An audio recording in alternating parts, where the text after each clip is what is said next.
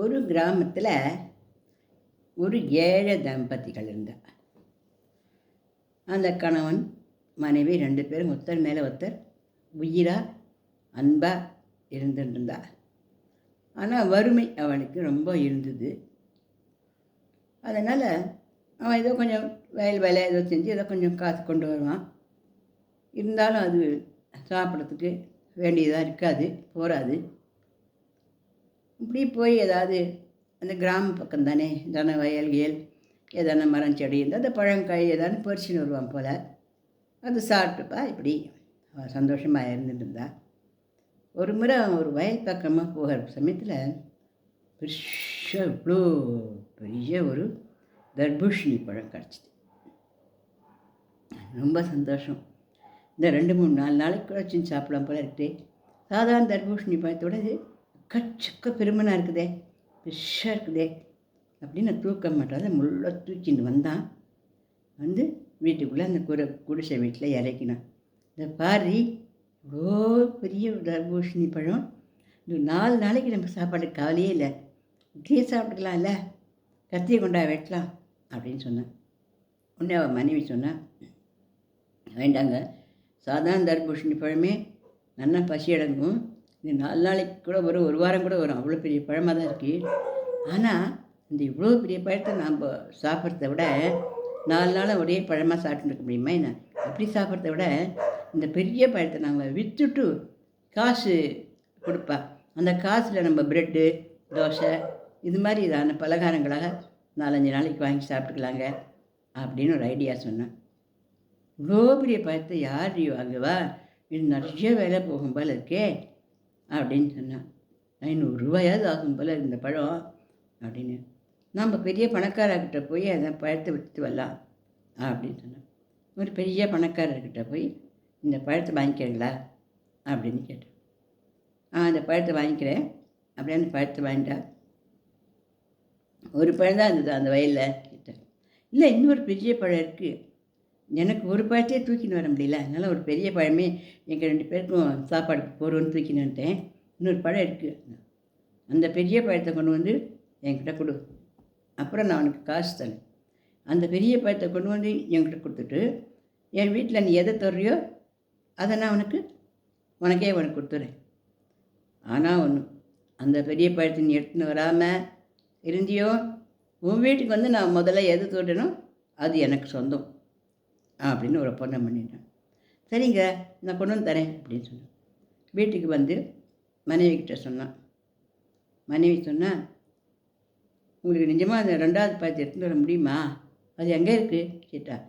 அது அந்த கொடியில் ஒரு ஆறு இருக்கு இல்லையா, ஆறுக்கு இடது கை ஓரமாக ரொம்ப தூரம் போகணும், அங்கே ஒரு பெரிய தென்னை மரம் இருக்குது, அது கிட்ட தான் இந்த பழம் இருந்தது, அதுக்கு கொஞ்சம் தூரத்தில் இன்னொரு தென்னை மரம் இருக்குது, அது பக்கத்தில் வளர்ந்துருக்கு, நான் பார்த்தேன், ஆனால் எடுத்து தூக்கிட்டு வர முடியாதுன்னு தான் நான் எடுத்துன்னு வரல அப்படின்னு சொல்லிட்டு இருக்கிறத இவனோட வீட்டுக்கு பக்கத்தில் நின்று அந்த பெரிய பணக்காரனோட 2 பேர் அதை கேட்டுட்டு போயிட்டு இவன் பேசினுச்சா கிடுகிடுன்னு அவள் போயிட்டு அந்த பழத்தை கட் பண்ணி எடுத்துன்னு வந்து அந்த பெரிய பணக்காரங்கிட்ட கொண்டு கொடுத்துட்டா.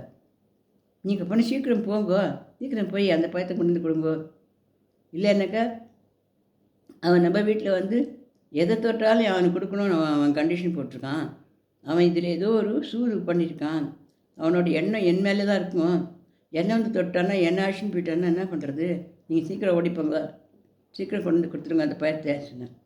இவன் ஓடி போய் பார்த்தா பழமே இல்லை. இவனுக்கா அழுகியாக வந்தது. சரி இப்போ நம்மளுக்கு பழமும் கிடையாது, ஒன்றும் கிடையாது, கடைசியில் நம்ம போய் பழம் கிடைக்கலன்னா அவன் வந்து நம்மளோட மனைவியை தூக்கின்னு போயிடுவானே அப்படின்னு அழுதுந்த ஒரு கடற்கரையில் ஒரு ஒரு ஒரு நதி பக்கத்தில் உட்காந்து அழுதுண்டுக்குச்சே. ஐயோ, என்னை காப்பாற்று காப்பாற்று காப்பாற்றுன்னு ஒரு சத்தம் கேட்டுது. அப்போ ஓடி போய் டொப்புன்னு குதிச்சு அங்கேருந்து ஒரு பெரியவரை காப்பாற்றி தூக்கின்னு வந்தான். அவர் ரொம்ப சந்தோஷத்தோடு என்னோடய உயிரையே காப்பாற்றினியப்பா, உனக்கு என்ன உதவி வேணும்னு கேட்டார்.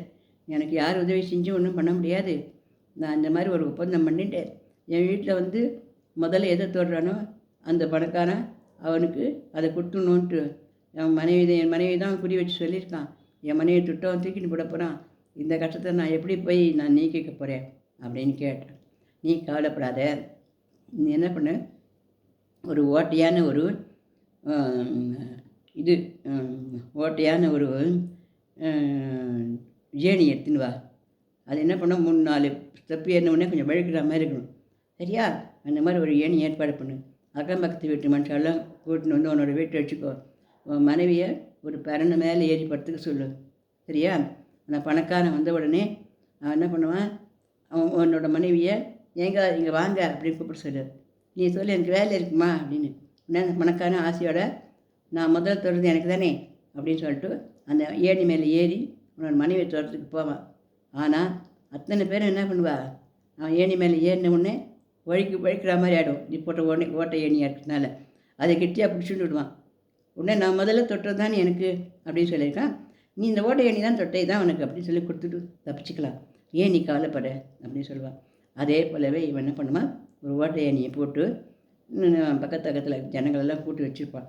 அப்போ அந்த பணக்காரன் அங்கேருந்து வருவான். ஏன்பா நீ அந்த பழத்தை கொண்டு கொடுக்கல, அதனால் நான் உன் வீட்டில் வந்து எதை தொட்டாலும் அது எனக்கு சொந்தம். முதல்ல எதை தொட்டேன்னா அது எனக்கு சொந்தம் சொன்னேன். அந்த சமயம் பார்த்து அந்த மனைவி, ஏங்க கொஞ்சம் பிறந்தல் ஏறி வாங்கலேன், எனக்கு இறங்க முடியலையே அப்படின்னு குரல் கொடுத்தா. உன்னை இந்த பணக்காரன், நான் வரேம்மா, நான் இறக்கி விடுறேன் உன்னை அப்படின்ட்டு ஏணி மேலே கை வச்சு ஏறினான். 2 3 அப்படின்னா டடன்னு ஆட ஆரம்பிச்சு அப்படியே டபக்குன்னு இந்த ஏணியை கிட்டியாக பிடிச்சுட்டான். பிடிச்சிட்டோடனே, இந்த பாருங்க, எங்கள் வீட்டில் வந்து நீங்கள் முதல்ல தொட்டது இந்த ஏணியை தான், இத்தனை பேர் இதுக்கு சாட்சி, அந்த ஏணியை எடுத்துன்னு பேசாமல் அந்த வீட்டுக்கு போக அப்படின்னு சொன்னான் அந்த ஏழை வாலிபன். உடனே அந்த பணக்காரன் வேறு வழி இல்லாத அந்த ஏணியை தூக்கிட்டு தன்னோட வீட்டுக்கு போயிட்டான். இந்த கதையிலேருந்து என்ன புரியுது அப்படின்னாக்க, நம்ம போட்டியும் பொறாமையும் யார் மேலேயும் நம்ம படக்கூடாது. அந்த மாதிரி போட்டியும் பொறாமையும் பட்டோம்னாக்க அது வந்து என்னது, இந்த ஓட்டை எண்ணி எடுத்துன்னு போன மாதிரி தான் இருக்கும். அடாவடி பண்ணுறது இதெல்லாம் ரொம்ப நாளைக்கு வந்து செல்லுபடி ஆகாது அப்படிங்கிறது ஒரு சமாச்சாரம். 2வது என்னென்னா, இவன் ரொம்ப கஷ்டப்பட்டு இருக்கச்ச கூட தன்னோட கஷ்டத்தை பற்றி நினச்சிக்காம அந்த தண்ணியில் விழுந்த அந்த பெரியவனை காப்பாற்றினான் இல்லையா, அந்த மாதிரி நம்ம யாருக்கு உதவி தேவைப்படுறதோ அவளுக்கு நம்ம ஓடி போய் நம்ம உதவி செய்யணும். மற்றவளுக்கு செய்கிற உதவி நமக்கு சமயத்தில் பெரும் உதவியாக நம்மளோட குடும்பத்தை காப்பாற்றுறதுக்கும் நமக்கும் உதவியாக இருக்கும் அப்படிங்கிறது இந்த கதையில் நமக்கு தெரிய வருது. அதனால் நாம் ஒற்றுமையாக இருந்தோம்னா, கணவன் மனைவி ஒற்றுமையாக இருந்தோம்னாக்க எப்பேற்பட்ட கஷ்டங்கள் வந்தாலும் அதை சமாளித்து சந்தோஷமாக வாழ்க்கையை நடத்தலாம். சந்தோஷமாக வாழ்க்கையை நடத்துறதுக்கு பொண்ணோ பொருளோ எதுவும் தேவையில்லை. சந்தோஷமான மனசு இருந்தாலே அதுவே போதும் என்ற மனமே பொன் செய்யும் மருந்து அப்படின்னு பல கருத்துக்களை இந்த குட்டி கதையில் நம்ம தெரிஞ்சுக்கிறோம். அதனால் நம்ம எல்லாரும் பொறாமை இல்லாமல், அப்புறம் வந்து அடாவடித்தனம் இல்லாமல், அதே நேரத்தில் நம்முடைய உண்மையான அன்பையும் பாசத்தையும் ஒருத்தர் மேலே ஒருத்தர் பழகிட்டு சந்தோஷமாக வாழலாமா. இந்த கதை பிடிச்சிருந்ததுல லைக் பண்ணுங்கள், ஷேர் பண்ணுங்கள், சப்ஸ்கிரிப்ஷன் கொடுங்க. நன்றி, வணக்கம்.